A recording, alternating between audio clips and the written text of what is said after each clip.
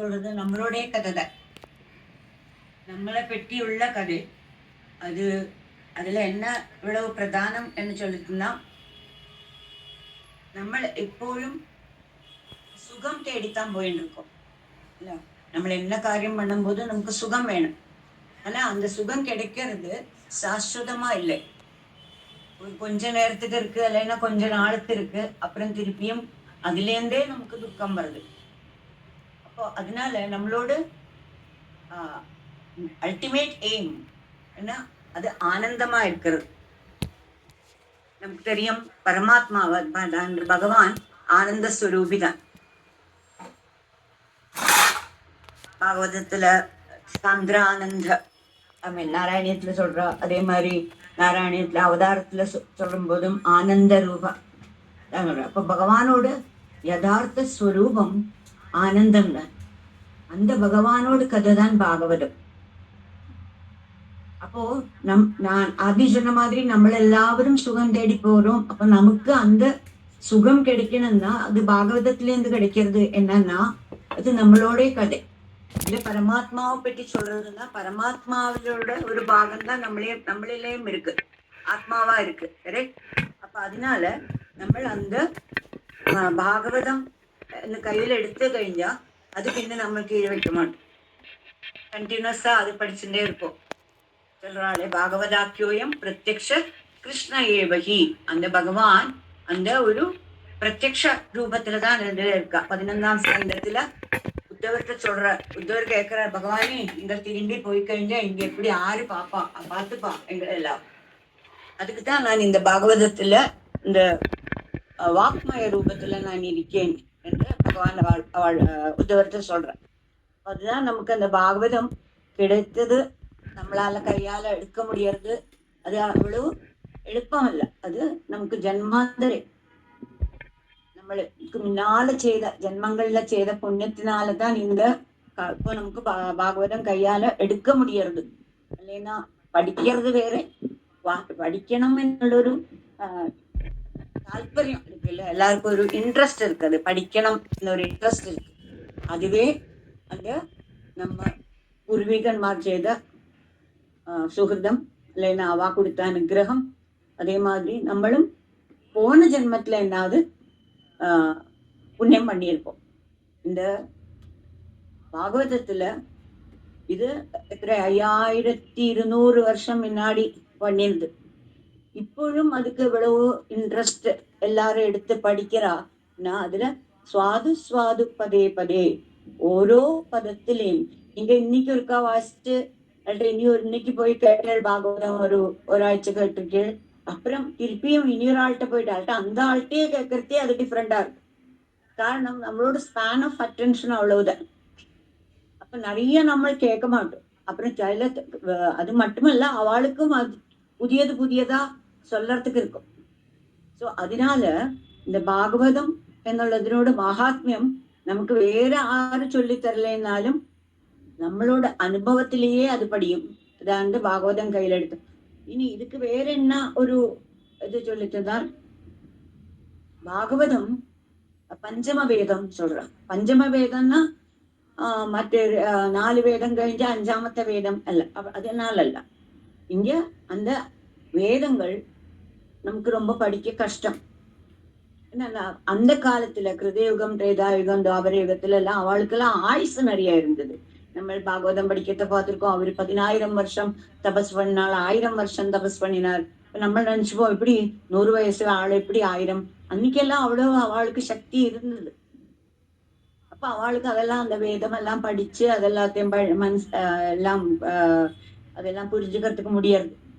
ஆனா இப்போ நம்மளோட ஆயுசு எவ்வளவு 100 தான் மேக்சிமம் அல்ல.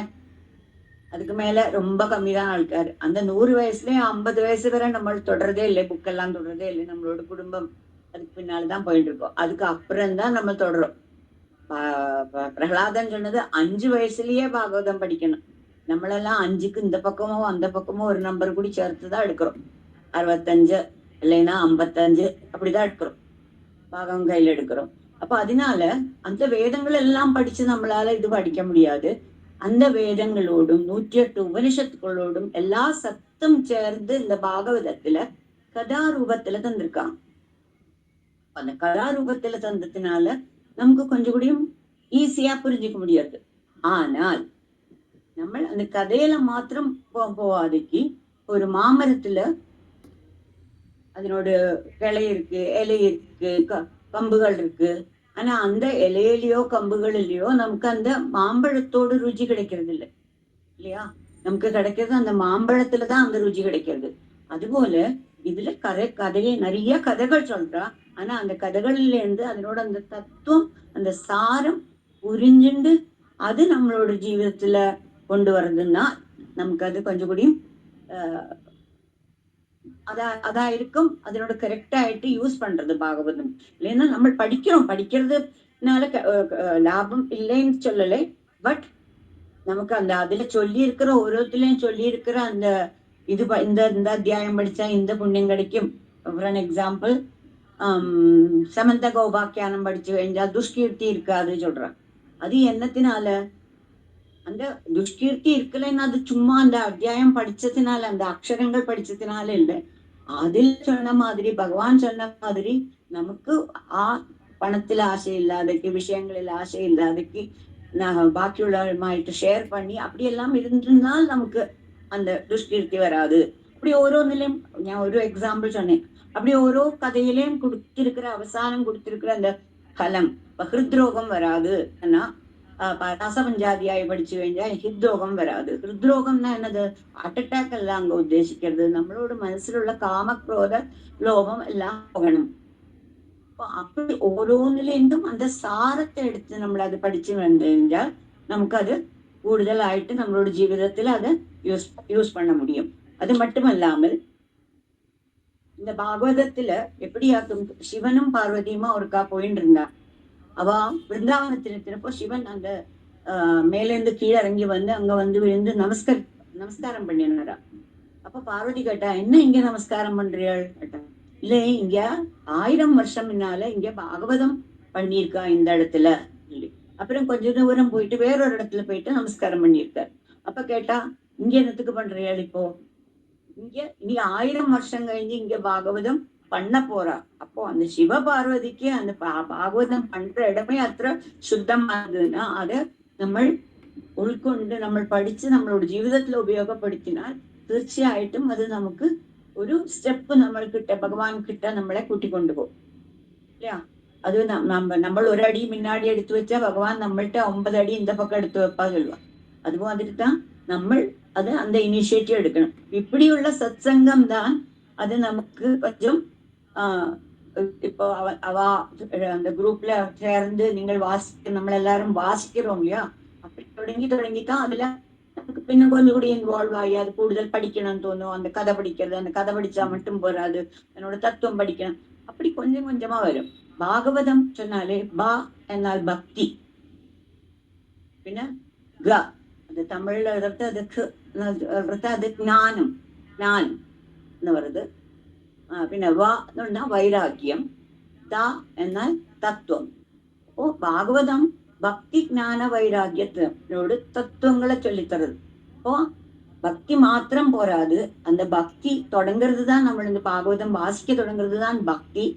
அது அதுல ஒரு ஸ்டெப்பு. அது வளர்ந்து அதுல கூடுதலாகி நமக்கு இன்ட்ரெஸ்ட் வந்து அதை கூடுதலாகி தெரிஞ்சுக்கணும் வந்து அதுல நம்மளோட ஜீவிதத்துல அது பகர்த்தி வரும்போது அது நமக்கு கொஞ்சம் கொஞ்சமா அந்த ஞானம் வரும். ஞானம்னு சொல்றது எப்படி இருக்கும்? ഇത് இந்த ശരീരമല്ല, ഞാൻ ஆத்மாவாக்கும் എന്നുള്ള அந்த ஒரு ஞானம் வரும். அதுதான் அதுக்குதான் நம்ம இவ்வளவு பாடுபடுறோம் அது தெரியறதுக்கு. அது நமக்கு எல்லாம் பாகவதம் படிக்கிறவாளுக்கு பை வேர்ட்ஸ் எல்லாருக்கும் தெரியும். ஆனா அது நம்மளோட போதத்துல தெரியணும். அப்போ நான் ஆத்மாவாக்கும் சொல்லிட்டுனா அந்த ஒராளோடத்துலயும் ஆத்மாவாக்கும். அப்ப அந்த ஒராளையும் இனி ஒராளை நான் பாக்குறதே அவளையும் அந்த ஆத்மாவை மாதிரிதான் பார்க்கணும். இப்போ நம்ம அந்த சமபாவனையில பார்க்கணும், வித்தியாசம் இல்லாம பார்க்கணும். ஒராளிலையும் ஒரு ஜீவிகளிலையும் வித்தியாசம் இல்லாம பார்க்கணும்.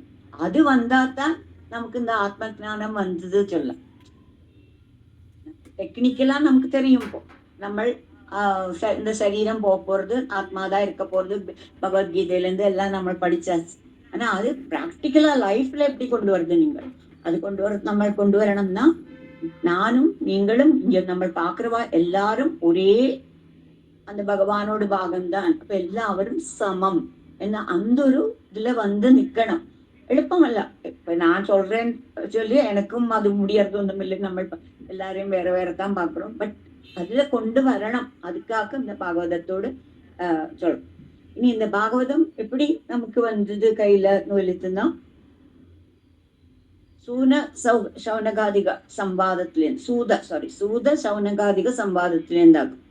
അതായത് സൗനകാദികൾ അവ ഒരു സത്രം കലിയുഗത്തിക്ക് കലി സ്റ്റാർട്ട് ആന ഉടനെ തന്നെ എല്ലാ ലോക നന്മയ്ക്കായിട്ട് ഒരു സത്രം ആരംഭിക്കണം. 1000 വർഷം ഉള്ള நிறைய ஒரு சத்திரம் நிறைய ரிஷிமார் 10,000 மேல ரிஷிமார் இருக்கா எல்லாருமா சத்திரம் ஆரம்பிக்கிறார். அந்த சத்திரத்துக்கு ரோமகிருஷ்ணன் என்ற அந்த மகர்ஷியோட பையனான உக்ரஸ்ரவசு அதாக்க அவரோட பேரு பட் சூதன் ஒரு வக்தாவு എന്നുള്ള அர்த்தத்துல சூதன். அந்த சூதன் அங்க வராரு. இப்ப சூதன் ஞானியாக்கும் வாழ்க்கை தெரியும். அப்ப அவர்கிட்ட கேட்கிறா எங்களுக்கு நிறைய சம்சயம் இருக்கு, எங்களுக்கு சொல்லி தரணும் சொல்லி. அப்ப அந்த டைம்ல அவ நிறைய கொஸ்டின் கேட்கிறா. அந்த கொஸ்டினுக்கு ஆன்சர் ஆயிட்டு இந்த பாகவதத்தை அதாவது பரீட்சித் மகாராஜ் அது நீங்கள் அடுத்த வரும் அத்தியாயங்கள் எல்லாம் வாசிப்பேன். பரீட்சித் പ്രായോപ്രവേശം ചെയ്ത് ഗംഗാതീരത്തിൽ ഉட்கார்ந்துருக்கிறத சுக மகர்ஷி வந்து பரீட்சித்துக்கு சொல்லி கொடுக்கறது பாகவதம். அந்த இந்த சவனகாதி கேட்டா சோத்தியமே தான் பரீட்சித்தும் கேட்டார். நான் அப்படி என்னோட 7 நாளைக்குள்ள எனக்கு மரணம் வரப்போறது, நான் என்னெல்லாம் பண்ணணும், அந்த 7 மரணம் கிட்டக்க வந்திருக்கிறவா என்ன பண்ணணும், ஆரை ஜபிக்கணும், எப்படி ஜபிக்கணும், செய்யப்படாதது என்னது, அப்படி நிறைய கொஸ்டின்ஸ் கேட்கிறேன். அதே கொஸ்டின்ஸ் துஷ்டவனகாதிகளும் அதே கேட்கறதுனால அதே அந்த பாகவதத்தை தான் இவருக்கு சொல்லிக் அது எப்படி சூதன் அங்கே இருந்தார் அந்த சபையில அதாவது பரீட்சத்துக்கு சொல்லி கொடுக்குற அந்த கங்கா தீரத்துல சூதனம் அங்கே இருந்ததுனால சூதன் சொல்றான் அந்த சுக மகர்ஷி பரீட்சத்துக்கு சொன்ன கொடுத்த பாகவதத்தை நான் உங்களுக்கு சொல்லித்தரேன். அப்படியாக நமக்கு இந்த பாகவதம் கையில வந்தது. இனி பாகவதம் மகாத்மியம். மகாத்மியம் தொடங்குறது என்னது? சச்சிதானந்த ரூபாய விஸ்வோத்பத்தியாதி ஹேதவே தாவத்ரே விநாசாய ஸ்ரீகிருஷ்ணாய வயம் நமகா. சச்சிதானந்த ரூபாய சத் சித் ஆனந்தம் அதாக்கும் அந்த பகவானோட ஸ்வரூபம். சத்து சத்துனா எப்போதுமே இருக்கிறது, அழிவில்லாதது, ஒரு காலம் அழிவில்லை, இன்னைக்கு இருக்கு நாளைக்கும் இருக்கு, இனி பின்ன முன்னாடியும் இருந்தது, எப்போதும் உள்ளது சத்து, சத்தானது. சத்து அசத்து சொல்லுவோம் இல்லையா, அசத்துனா அழிவுள்ளது, சத்து அழிவில்லாதது. சித்து சித்துனா நம்மளோட அந்த மனசு, நம்மளோட எப்படியாக நம்ம அந்த மைண்ட்ல என்னெல்லாம் அந்த ஒரு சித் ரூபி சொல்லுவா. அதானது ஒரு காலம் நமக்கு அந்த அறிவு ஞானம் எல்லாம் அங்க வர்றது, அந்த எப்போழும் அறிவு இருக்கிறது, எல்லாம் அறிஞ்சாள். நம்மளுக்கெல்லாம் கொஞ்சம் தெரியும், கொஞ்சம் கூடியும் ஒரு லேர்னட் பர்சன்னா அவருக்கு கொஞ்சம் கூடி தெரியும், ஒரு ஆச்சாரியர்னா அவளுக்கு நீயும் தெரியும், அல்லைன்னா வேறொரு ஆள் எடுத்தா கொஞ்சம் கூடி.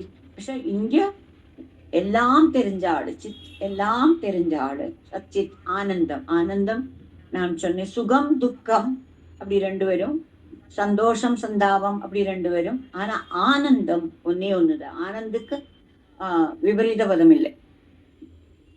விபரீதம் உள்ளதுக்கு தமிழ் கிடைக்கிறது இல்லை, ஆப்போசிட் இல்லை. அப்போ அந்த ஆனந்த ஸ்வரூபனாக்கும் இந்த பகவான். ஆദ്യമേ சொன்னேன்னு பகவானோட ஸ்வரூபம் ஆனந்தமாக்கும். அப்படி அந்த எப்போதும் இருக்கிற எல்லாம் அறிந்த ஆனந்த ஸ்வரூபனான சச்சிதானந்த ரூபாய விஸ்வோத்பத்தியாதிஹேதவே, இந்த விஸ்வம் இந்த பிரபஞ்சத்தை சிருஷ்டிக்கிறதுக்கு காரணமான ஆளு.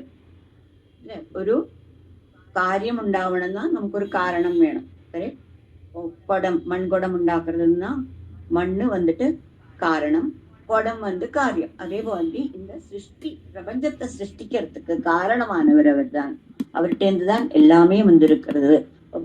விஸ்வோத்பத்தியாதி ஹேதவே தாபத்ரே விநாசாய. நம்மளோட துக்கங்கள் எல்லாமே 3 ஆயிட்டு பிரிக்கலாம். அத்தியாத்மிகம், ஆதி தெய்வீகம், ஆதி பௌதிகம். அத்தியாத்மிகம் நம்மளுக்கு நம்மளோட சரீரத்துல வர துக்கங்கள், தலைவலி ஆயிட்டும், முட்டு வலி ஆயிட்டும், கால் வலி, நமக்கு இப்போ எல்லாம் அபவ் 55னா எல்லாருக்குமே தெரியும் என்னெல்லாம் எங்கேருந்தெல்லாம் வருதுன்னு. சின்னத்துலயும் வரலாம், அது நம்மளோட சரீரத்துல இருந்து வருது ஆத்தியாத்மிக துக்கம். அப்புறம் ஆதி பௌதிகம். ஆதி பௌதிகம்னா பாக்கி பூதங்களிலிருந்து, பூதங்கள்னா உண்டானது, அதாவது பாக்கி ஜீவிகளிலிருந்து, அது நாயில இருந்து ஆகலாம், ஆனையில இருந்து ஆகலாம், இல்லைன்னா இனி ஒரு மனுஷன்ல இருந்து ஆகலாம், அது அப்படி உள்ள துக்கங்கள். பின்ன ஆதி தெய்வீகம், அது பிரகிருதியிலிருந்து வருது. பிரகிருதி மீன்ஸ் லைக் சுனாமி, ரொம்ப ஜாஸ்தி மழை வருது, இல்லைன்னா ரொம்ப வெயில் வருது, அதனால அது நமக்கு அன்எக்ஸ்பெக்ட், நம்ம கையில இல்லை. அப்ப அது ஆதி தெய்வ. இந்த any problem in our life we can consider as 3. அப்ப இந்த தாபத்ரய விநாசாய அது இல்லாதாக்குற ஆளு ஆறு அந்த பகவான் தான். அது எப்படி விநாசம் பண்ணுவார்? அவரு கிருஷ்ணாய தாபத்ரய விநாசாய ஸ்ரீ கிருஷ்ணாய வயம் நமகா. அப்படி இதெல்லாம் இந்த 3 சொல்ல, அதாவது சச்சிதானந்த ரூபாய விஸ்வோத்பத்தி ஆதிகேதவே தாபத்ரய விநாசாய, இது 3 சொல்லி நமக்கு தெரியலைன்னா அது 6. அதுதான் அந்த ஸ்ரீகிருஷ்ணன். அந்த ஸ்ரீகிருஷ்ணனை நாங்கள் நமஸ்கரிக்கிறோம். அப்ப அந்த ஸ்ரீகிருஷ்ணனோடது எல்லாரையும் ஆகர்ஷிக்கப்படுற அந்த பரமாத்மா, அந்த பகவான் தான். அந்த பகவானை நாங்கள் நமஸ்கரிச்சு കഴിഞ്ഞால் இந்த தாபத்திரயங்கள் எல்லாம் நமக்கு நீங்கி வரும். அப்படி அந்த ஃபர்ஸ்ட் ஸ்லோகமே அதுதான். அதாவது நம்முள் இருக்கும் உண்மையான நான் இந்த சச்சித் ஆனந்தந்தான் என்று நமக்கு புரியணும். அது புரிஞ்சு കഴിഞ്ഞാൽ அப்ப നമ്മൾ என்ன பண்ணுவோம்? அப்ப நமக்கு இது நம்மளோட சரீரத்துல வந்ததும் அது சரீரத்துக்கு தான், எனக்கல்ல. மகான்மாங்களுக்கெல்லாம் அப்படிதான். ரமண மகர்ஷிக்கெல்லாம் கையில அது அந்த புண்ணு வந்துட்டு அது கெட்டுறேன் பாக்குறேன் எல்லாம் சொன்னா, வேண்டாம், அது எனக்கல்ல, எனக்கு வலியே இல்லை அப்படி சொல்றேன். ஒருக்கா அவரையும் அவரோட ஒரு அநியாயமா போயிட்டு இருக்கிறத, ரொம்ப சூடு, வெயில்ல கூட்டின்னு போறாரு. அவர் வெயில்ல கூட்டின்னு போறத அவர் சொல்ற அநியாயம் சொல்ற, ஐயோ சுவாமிஜி, குருவே, என்னோட கால் ரொம்ப சுடருது, நீ அதுக்கு சொன்னா போரும், நீ சூரியன் ஆக்குன்னு நினைச்சுக்கோ. சூரியனுக்கு சூடு தெரியாது இல்லையா, நீ சூரியன் ஆக்கம். அப்ப அந்த சூரிய ரட்சா மந்திரம் அவருக்கு அந்த சமயத்துல சொல்லி கொடுத்திருக்காரு அவர். அப்ப அதே மாதிரி இவாளுக்கு அந்த சரீரத்துல உள்ளது தெரியாது மகாத்மாவுக்கு. நமக்கு அப்படி வர்றதுக்கு நல்லா, பட் அட்லீஸ்ட் இது நம்ம சரீரத்துக்கு தான் வருது, நமக்கு அல்லான்னு நம்மளையே கொஞ்சம் ஆஸ்வசிக்கலாம். அவ்வளவுதான், அது தெரியறதுக்கு தான். அப்படி அந்த விஸ்வோத்பத்தி ஆதிகேதவே அந்த உலகம் உருவாகி நிலை நின்று அழிகிறது. இதற்கெல்லாம் காரணம் ஒரே ஒரு அந்த பகவான், அந்த சூப்பர்ஸ்டிஷன், அல்லங்க அந்த பரமாத்மா தான், இந்த சூப்பர் கான்சியஸ்னஸ், அந்த பரமாத்மா தான் என்ன தெரியாது. அதே மாத்திரம் இந்த இது ஆல்ரெடி அந்த தாபத்திரையா நான் சொல்லிவிட்டேன் அது முன்னாடியே. அப்படி உள்ள அந்த பகவானை நம்ம நமஸ்கரிக்கிறோம் என்று தொடங்கு. இந்த பாகவத மகாத்மியம் பத்ம புராணத்திலேருந்து எடுத்திருக்கா. பத்ம புராணத்திலேருந்து ஒரு 6 அத்தியாயம் எடுத்து, இதுல காரணம் பாகவதம் பக்திக்கு பிராதானியம் கொடுத்த ஒரு இது. அப்ப அதனால ஆദ്യം തന്നെ ஒரு பக்தியோடு ஒரு கதை சொல்றா, அதுக்கப்புறம் ஒரு ஆத்மதேவனோடு கதை சொல்றா, 2 கதை. பின்ன லாஸ்ட் சாப்டர்ல எப்படி பாகவதம் பண்ணணும், அதனோட ரூல்ஸ் அண்ட் ரெகுலேஷன்ஸ் எல்லாம். எனவே அதெல்லாம் நமக்கு இப்ப ஃபாலோ பண்ண முடியாது, அது அந்த காலத்துக்கு எழுதினது. ஸோ இந்த 2 கதையும் பார்த்துட்டு நமக்கு பண்றோம். ஸோ இதுல ஆദ്യമേ இந்த பக்தி ஒரு ரூபகம்னா ஒரு கதை மாதிரி சொல்லிட்டு அதுல இருந்து தத்துவம் தெரியணும். இப்போ இங்க பக்தி தன்னோட 2 பசங்களும் வரா. அவ இந்த கலியுகமானத்தினால அவளோட அந்த பக்தியோட கொஞ்சம் பாடி எல்லாம் ஜரானரை ஓல்டேஜ் மாதிரி ஆயிட்டா. அப்புறம் பக்தி என்ன பண்றா, சுற்றி கர்நாடகா அங்க இங்க எல்லாம் போய் அந்த விருந்தாவனத்துல எல்லாம் போனப்போ பக்தி கொஞ்சம் she got back her strength. அது கொஞ்சம் நல்லா புஷ்டி ஆயிட்டாள் அவள். ஆனா தன்னோட 2 குழந்தைகளும், அதான் அந்த குழந்தைகள் அங்க சொல்றது பக்தி, பக்தி அம்மா, குழந்தைகள் வந்து ஞானம் வைராக்கியம். அவ அந்த ஜரானரையிலே அப்படியே ஓல்டேஜ் அந்த இதுலயே இருந்தான். அப்ப அவளை பார்த்தப்ப நாரதர் அங்க பார்த்தார். நாரதர் அங்க பார்த்தப்போ நாரதர் கேட்டா என்னாச்சு இதுல. நாரதர் அப்படியாக்க நான் எல்லாம் ட்ரை பண்ணினேன், இவாளுக்கு அந்த திரும்பி கிடைக்கல. எனக்கும் இப்படிதான் இருந்து. ஆனா நான் இந்த கர்நாடகா அங்கெல்லாம் போய் விருந்தாவெல்லாம் போய் அங்கெல்லாம் கொஞ்சம் அந்த பக்தி இருக்கு. அதனால எனக்கு என்னோட திருப்பி கிடைச்சது, இவாளுக்கு கிடைச்சிக்கல. நாரதர் அவர் நிறைய தனக்கு தெரியற நிறைய அதெல்லாம் படிச்சு பார்த்தார். அதுல எல்லாம் வாழோட அந்த இது திரும்பி வரல. அப்புறம் அங்க யாதிர்ச்சிகமா அங்க சனகாதி மகர்ஷி வரா. சனகாதி மகர்ஷி மாற்ற கேட்கறது இப்படி சப்தாகம் பண்ணினா சரியாகும் என்ன சொல்றான். அந்த சப்தாகம் பண்றத பாகவதம் வாசிச்சு சப்தாகமா பண்ணினா வரும்.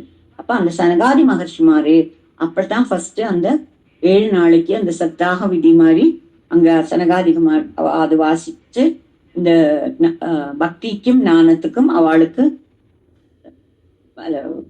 ஞானமும் வைராக்கியமும் அவளுக்கு அந்த அவளோட அந்த பழைய இது கிடைச்சது. அதான் இந்த ஓல்ட் ஏஜ் போயிடுச்சு.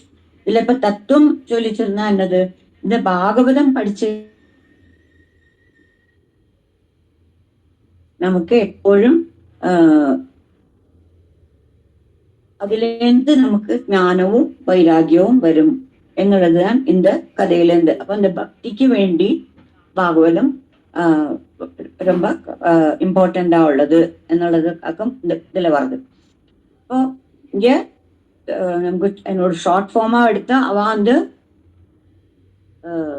டயர்டா இருந்த பக்திக்கு கொஞ்சம் பாக்கி அந்த விருந்தாவன் அந்த கர்நாடகா தேசத்துல எல்லாம் இருந்த மகாராஷ்டிரா அங்கெல்லாம் அந்த அவளோட அந்த பக்தியினால அவளுக்கு உடம்பு சரியாயிடுத்து. ஆனா வைராக்கியத்துக்கும் ஞானத்துக்கும் சரியாவலை. அது அந்த பாகவதம் கேட்டப்புறம் தான் அவளுக்கு அது சரியாகும்.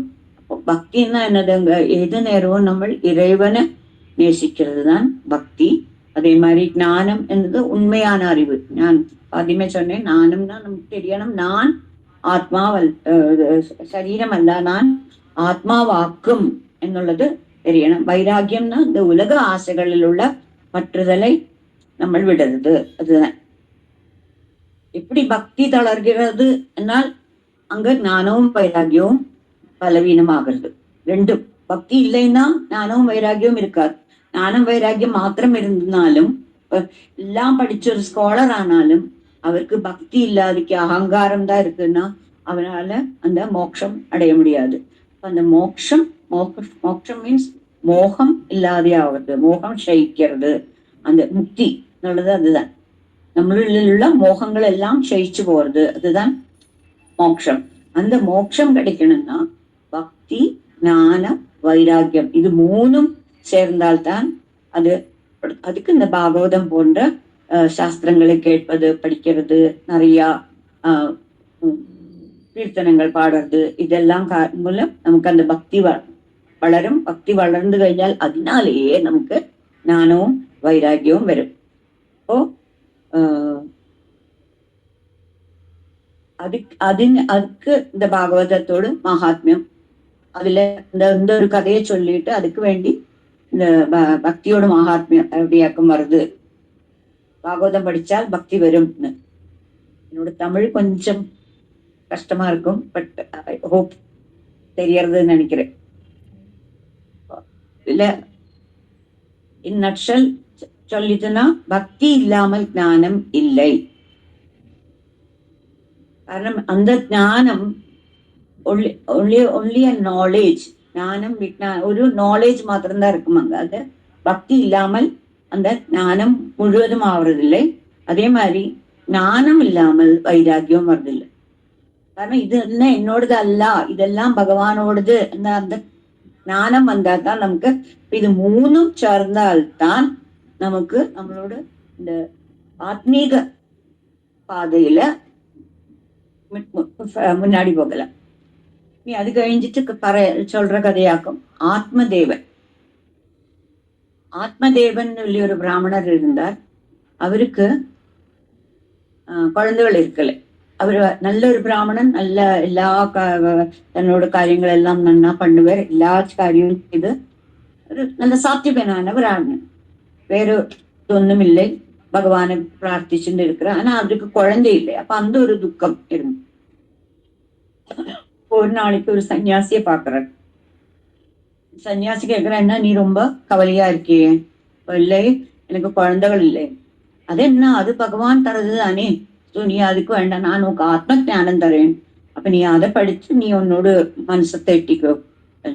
இல்லை, எனக்கு குழந்தை வேணும், குழந்தை இருந்தா தான் அந்த புத்திரன் எന്നുള്ളത് பும் என்ற நரகத்தில் நின்று பிதாவை காக்கிறது, அந்த அப்பாவை காப்பாத்துறது. இப்ப புத்திரன் வேணும். ഓ ശരിക്കും ചൊല്ലുന്ന എവിടെയാകും? അന്യതാ ചിന്തിത കാര്യം தெய்வம் அந்நியத்திர சிந்ததும் நானும்.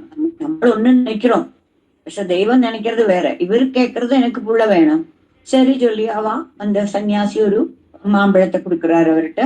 இது உன்னோட கொண்டாடிக்கு கொண்டு கொடு, பத்னிக்கு கொடு. பத்னிக்கு கொடுத்துன்னா அவள் கர்ப்பமாவாள் குழந்தை வரைக்கும். சரி சொல்லி இவர் அந்த மாம்பழத்தை தன்னோட பத்னிக்கு கொண்டு கொடுக்குறா. ஆனா அவள் என்ன, அவளோட விசாரம் வேற. அவளுக்கு என்னன்னா, நான் பிள்ளையாண்டானா என்னோட சரீரம் பங்கிய, என்னோட உடம்பு எல்லாம் ஸ்தூலிச்சு விடும், தடிச்சு விடுவேன், எனக்கு என்னோட அந்த சரீரத்தோட பங்கி எல்லாம் போயிடும், உடம்போட பங்கி எல்லாம் போயிடும், சௌந்தர்யம் எல்லாம் போகும் சொல்லி அவள் அந்த மாம்பழம் கழிக்கிறது இல்லை. அவள் அவளோட வீட்டுல பசு கொடுக்குற. இவர் என்ன, குழந்தை இந்த மாம்பழத்தை கொடுத்துட்டு இவர் போயிட்டார், தீர்த்த யாத்திரை போயிட்டார். அவளோட தங்கை, இவள் பேரு துந்துலி. இந்த துந்துலியோட தங்கைக்கு ஒரு குழந்தை பிறக்கிறது. இவள் சொல்றாள், அந்த குழந்தைய நான் வளர்த்துறேன், என்னோட குழந்தையாக்கும் சொல்லிட்டு. காரணம் அவளுக்கு தங்கைக்கான கொஞ்சம் தனம் வேணும், பணம் வேணும். அப்ப அவள் அந்த பணத்தை வாங்கிட்டு இவளோட அந்த தங்க பிரெக்னண்டா இருந்தா அந்த குழந்தைய குழந்தை பிறந்தப்போ அந்த குழந்தைய இவளுக்கு கொடுத்துட்டா, துந்துலிக்கு கொடுத்துட்டான்.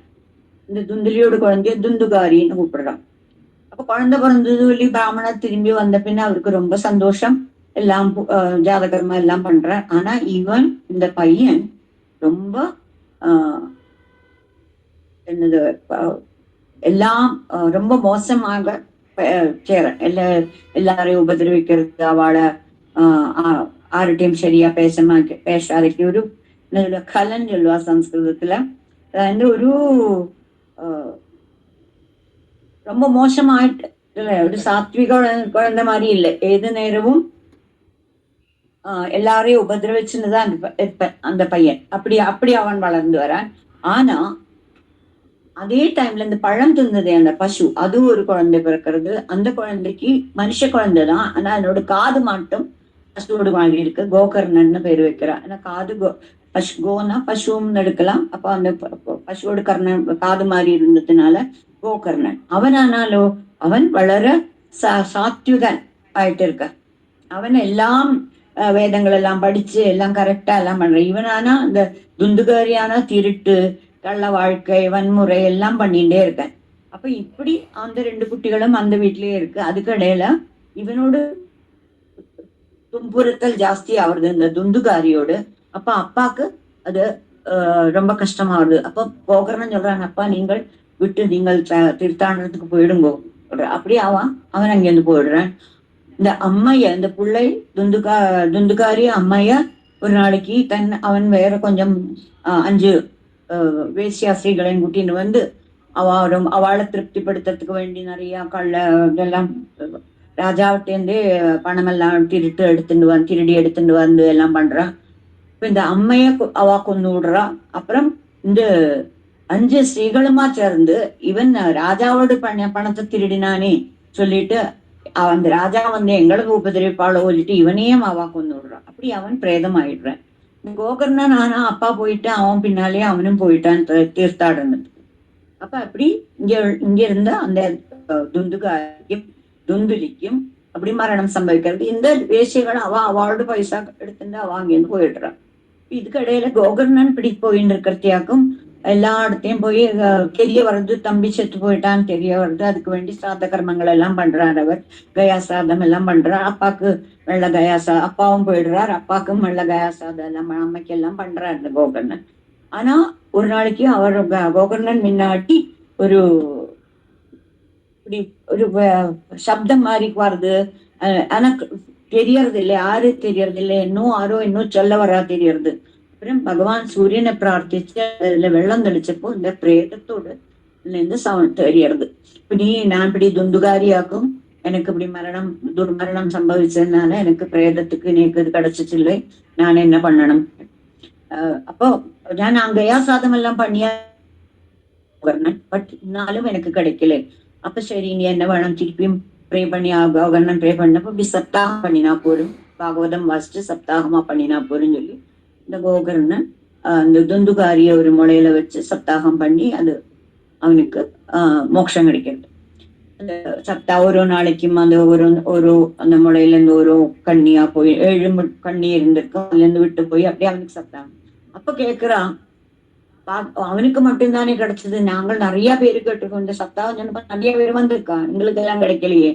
அப்ப அதுக்கு சொல்றான், இல்லையா அது என்னன்னா நீங்கள் மனனம் பண்ணலை, நீங்கள் சும்மா கேட்டுன்னு உட்கார்ந்துருந்தேன், அவன் சிரத்தையா கேட்டிருக்கான், அதனால தான் சொல்லிட்டு அப்படி அவனுக்கு அந்த மோட்சம் 2வது திருப்பியும் கோகர்ணன் ஒரு பாகவதம் பண்ணி எல்லாருக்கும் மோட்சம் கிடைச்சது சொல்லிட்டு இந்த கதையை பண்றான். இந்த கதை பண்ண நமக்கு ஒரு கதை, ஒரு பிரேதம் வந்து பேசுமா, அது பண்ணுமா, இவ அப்படி பண்ணுவாளா, பசுக்கு மனித குழந்தை பிறக்குமா எல்லாம் கேட்டுன்னா எல்லாம் கொஸ்டின் தான் வரும் நமக்கு. அதெல்லாம் ஒரு கதை மாதிரி இருக்கு. ஆனா அதுல தத்துவம் இருக்கு. தத்துவம் என்னது, ஆத்மதேவன் சொல்றது நம்மதான். மோட்சம் ആഗ്രഹിക്ക ഓരോ ആൾക്കാരും ആത്മദേവൻ தான். പക്ഷെ அந்த ஆத்மதேவனோட அந்த தன்மை மனிதத்தன்மை இல்ல, அந்த அந்த புத்தி இல்லையா, துந்துலின்னு சொல்றது அவளோட ஆசை அல்லாட்டா நம்மளோட சுயநலம் எல்லாம் அந்த துந்துலியோட சனத்துல அந்த சுயநலத்துக்காக்கும் நீக்கு ஒரு புத்திரன் வேணும்னு அவருக்கு தோன்றுறது. அதாவது புத்திரன் வலுத்துன்னா அந்த சம்சாரத்தில் உள்ள விஷயங்கள் அவ்வளவுதான். அப்ப அந்த தோணிட்டு அவ பலம் கொடுக்குறா சன்னியாசிமாருன்னா ஆத்ம ஜானம் தர தயாராக்காவா. പക്ഷെ அது നമ്മൾ എടുക്കാതെക്ക് திருப்பி നമ്മൾ அந்த விஷயங்களில போயிட்டு அங்க அந்த விஷயத்தினால நமக்கு கஷ்டம் அனுபவிக்க. அதனால தானே அவருக்கும் வந்தது.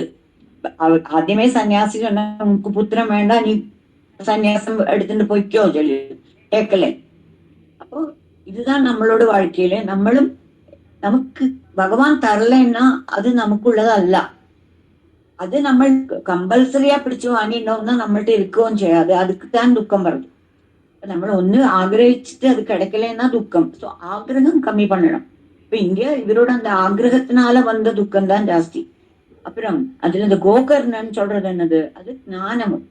கோ എന്ന് இந்திரியம் അല്ലെ, அந்த 2 இந்திரியம் இருக்கு, பசு இருக்கு, பூமி இருக்கு, நிறைய இருக்கு. அதுல நல்ல ஒரு அந்த இந்திரியங்களில நல்ல சிந்தனை உள்ள ஆளா இருக்கணும். இப்ப கர்ணன் காட்டின கோகர்ணன் என்ன காட்டினா சிரவணம். നമ്മൾ ആദ്യം തന്നെ ரெடியா இருக்கணும், அந்த பகவத் கதைகள் கேட்கறதுக்கு ரெடியா இருக்கணும். அப்ப அப்படி இருந்த ஒரு கோகர்ணன் நல்ல வழியில போனான். ஆனா அந்த விஷயத்துல இன்ட்ரெஸ்டா இருந்த துந்துகாரி அங்க அபகட நிறைய துக்கம் அனுபவிക്കേണ്ടി வந்தது എന്നതൊക്കെ അതിനോട്. அப்போ இங்க அந்த துந்துலி എന്നുള്ളത് அவளோட தவறான மனம். அவளுக்கு என்னது ஆக்ரகம், அவளுக்கு அவளோட சரீரத்துலதான் ஆக்ரகமா இருந்தது. அதனால அவளோட அந்த அந்த தவறான வாழ்க்கைய നമ്മൾ സ്വീകരിக்கும் போது அது அதே மாதிரி நம்மள தவறான வழியில கொண்டு போகும். நமக்கு வர நிறைய தீய பழக்கங்கள் வர சான்ஸ் உண்டு. துந்துகாரி എന്നുള്ളത് മനത്തെ புண்படுத்தும், அது வாழ்க்கைய நாசம் செய்யும். அதாவது நம்மளோட ஆக்ரகங்கள். அவரு இந்த வேஷ்யா சொல்லி போறாதுல, நம்ம பஞ்சேந்திரியங்கள் தான். இந்த 5 வேஷ்யகளை கூட்டிட்டு வராங்க, அந்த இந்திரியங்களை ஓரோ விஷயங்களையும் எடுத்துட்டு போகிறது. அப்படி அந்த கதையில நமக்கு கிடைக்கிறது இதுதான். அப்ப நமக்கு നമ്മൾ വേണമെന്നാൽ ഗോകർണൻ ആവലാം, അല്ല തുണ്ടുകാരി ആവലാം. അതായത് விஷயங்களில் போயிட்டு நமக்கு അതിലെ കുടുങ്ങി അതിനോട് கஷ்டம் அனுபவிக்கலாம். இல்லை நல்ல ஒரு கோகர்ணன் மாதிரி நல்ல ஞானம் வந்து இதுல அந்த வழிக்கு போகலாம் എന്ന് அந்த ஒரு கதையை நமக்கு ஒரு அந்த நம்மளுக்கு வேണ്ട அந்த ജീവിതത്തിലെ പകർത്തേണ്ടത്തെ ஒரு கதையா சொல்லியிருக்கா. அப்ப நம்ம சும்மா அந்த கதை கேட்டுட்டு போனோம்னா நமக்கு அதுக்கு யூஸ் இல்லை. அது எப்படி நம்மளோட இப்ப என்ன வேணும், நமக்கு நம்மளோட ஆக்ரகங்களை கம்மி பண்ணிக்கணும். இப்போ ஒரு வீட்டிலேயே இந்த കഥയിலேயே എടുത്തുന്ന ഒരു വീട്ടിலேயே ദുന്ദുലിക്ക് വേണ്ടത് ശരീര സൗന്ദര്യം, ആത്മദേവനുக்கு വേണ്ടത് പുത്രൻ, அவ தங்கைக்கு வேண்டது பணம். அப்படி ஒரே வீட்டிலேயே ஒருத்தருக்கும் ஒரு ஆசையாக இருக்கு. அப்ப அது எல்லாம் ஒரு வீட்டுல நடக்குமோ இல்லையா? அது சாத்தியமல்ல. அப்ப எப்படியும் யாருக்காவது ஒரு ஆளுக்கு துக்கம் வரத்தான் போறது. ஸோ அதனாலேயே நம்மளோட ஆக்ரகங்களை கம்மி பண்ணிட்டு அந்த தவறான ஆசைகள் வேண்டாம் என்னല്ല, தவறான ஆசைகளை கம்மி பண்றது, அது கூடுதல் டைம் நம்மளோட சமயம் பகவான்ல சேர்த்துக்கிறது. அப்படி பண்ணி கழிஞ்சுன்னா நம்மளோட இந்த ஜீவிதத்தை கொஞ்சம் கூட நன்னா போகலாம். அப்ப இதுக்கு இந்த இதுல 2 இடத்துலயும் இந்த பாகவதம் வாசிச்சதுனால அந்த பிரேதத்துக்கு மோட்சம் கிடைச்சது. அதே மாதிரி பாகவதம் வாசிச்சதுனால அந்த ஞான வைராக்கியத்துக்கும் அவளோட சரிக்குள்ள அந்த உயர்த்துவது கிடைச்சது, அவளோட அந்த ஒரிஜினல் யௌவனம் திருப்பி கிடைச்சது சொல்றேன். அதே மாதிரி இந்த பாகவதம் படிச்சு കഴിഞ്ഞാൽ നമുക്കിപ്പോ யௌவனம் வருന്നല്ല சொல்றது, நம்மளோட மனசு திருப்தி ஆகலாம், அதாவது மனசுக்கு ஒரு சந்தோஷம் வரலாம் എന്ന് அவளோட இல்லைன்னு சொல்றேன். இந்த 2 கதைகள் தான் இல்ல மெயினா சொல்லியிருக்காங்க. பின்ன அந்த லாஸ்ட் நான் சொன்ன மாதிரி அந்த லாஸ்ட் அத்தியாயத்துல அந்த எப்படி நம்ம பாகவதம் கண்டக்ட் பண்ணாங்க. இப்போ நான் அவ்வளவு போல நான் உங்களுக்கு இனி 6 அத்தியாயம் வாசிச்சோங்க, இவ்வளவு போரும்னு நினைக்கிறேன். டைம் இதிலோட நிறுத்திக்கிறேன். காயேன வாஜா மன்சேந்திரியர்வா புத்தியாத்மனாவா பிரபுதேசவாவா கரோமி யத்யத் சகலம் வதஸ்மை நாராயணாயேதி சமர்ப்பயாமி. ஹரியோம். ஹரே கிருஷ்ணா. நமக்கு ரொம்ப தெளிவாக இந்த பாகவதத்தோட அந்த பாகவத மகாத்மியத்துல என்ன சொல்லியிருக்கா, நம்ம எதுக்காக வேண்டி பாகவதம் வாசிக்கணும், நம்ம இதை வாசிக்கிறபோது என்ன புரிஞ்சுக்கணும் அப்படிங்கிறத நமக்கு அழகா சொல்லி தந்தா திருமதி பார்வதி நாராயணசாமி.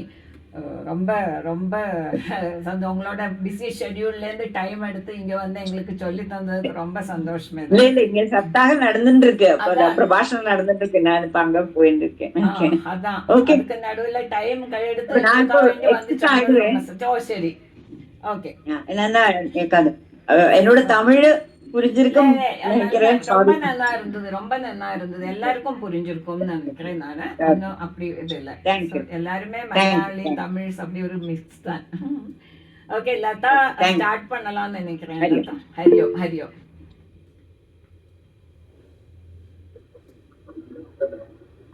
ஓம் நமோ பகவதே வாசுதேவாய. ஓம் நமோ பகவதே வாசுதேவாய. ஓம் நமோ பகவதே வாசுதேவாய. அத பிரதமோऽध्यायः.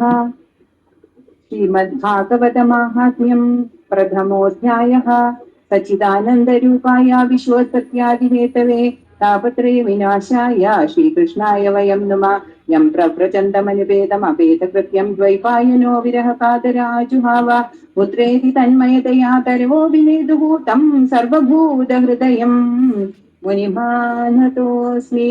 नैमिषे सूतमासीनम् अभिवाद्य महामतिम् कथामृतरसास्वादकुशलः शौनको ब्रवीद. शौनक उवाच अज्ञानद्वान्दविद्वंस कोटिसूर्यसमप्रभा सूदाख्याहि कथासारं मम कर्णरसायनं. भक्तिज्ञानविरागाप्तो विवेको वर्धते महान् मायामोहनिरासश्च